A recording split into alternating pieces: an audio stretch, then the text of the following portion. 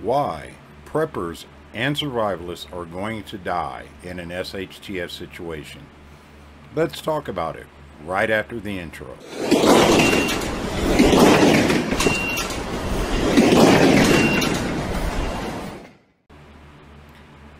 There's a mindset that I've noticed amongst most preppers and most survivalists, which leans to the conservative, which leans to the concrete definition of good and bad. Everything is either black or white, and there's an issue with being able to adapt to anything within a gray area. I'm going to set an example through this scenario of just what I'm talking about. Dr. Bob and his family and group are at their bug out location. It's after an SHTF event. They have plenty of supplies, they have plenty of tools, and plenty of expertise to make it through the situation. In the woods, about 2 acres away, is Jimmy. Jimmy bugged out from his house and ran into the woods and set up a camp. Due to not knowing exactly how to use his equipment, Jimmy started a forest fire. And this conflagration quickly burnt through the forest, burning down Dr. Bob's house and all his supplies. So, being forced to move on, Dr. Bob and his group are now walking down the roads trying to find an area and a place where they can possibly be able to restart. 3 miles down that road lives Steve the Survivalist. Steve the Survivalist is upset and concerned because his daughter is very sick. She cut her arm helping cut wood and now has a major infection.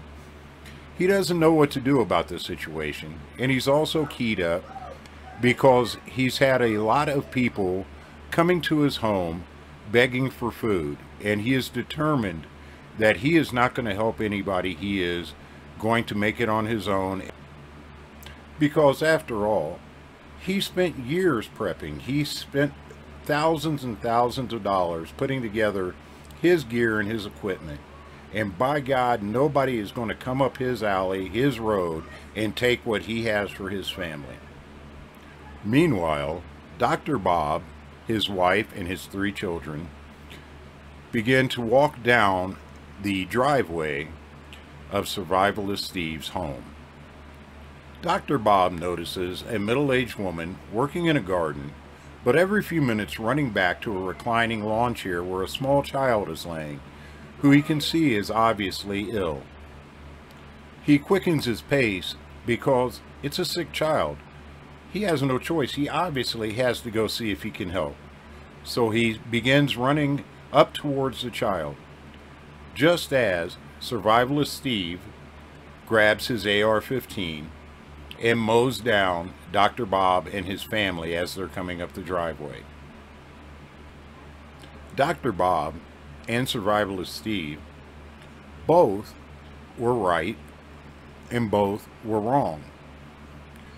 And this is why I think that. The inability to see gray areas, to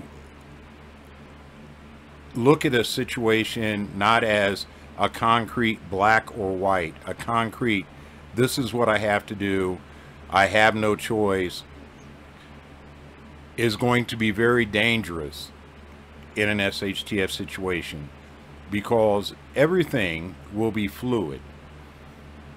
And in this situation, the one person that Survivalist Steve needed the most would have been Dr. Bob. But because of the ingrained concrete right-wrong thinking of a lot of preppers and survivalists, I believe this situation will play out quite often when the one thing that you truly need to be able to succeed and survive comes your way, that many will be pushed away, if not violently, then by the threat of violence, causing consequences that you are not that you are not prepared to accept had you just taken a second to breathe and to look at the gray area of what might have happened.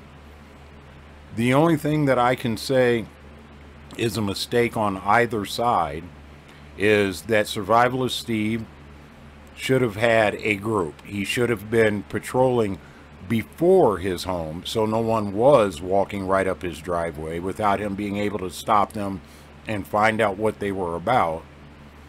And secondly, Dr. Bob, in that natural but dangerous belief that if you see something wrong, you have to try to fix it.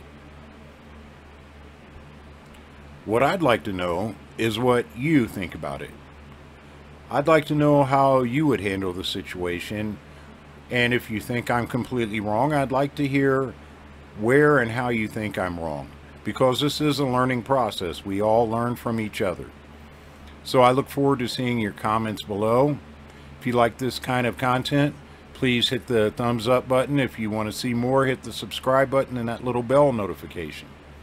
But until next time, this is Dan from Dan's Urban Survival and Prepping. Take care of each other.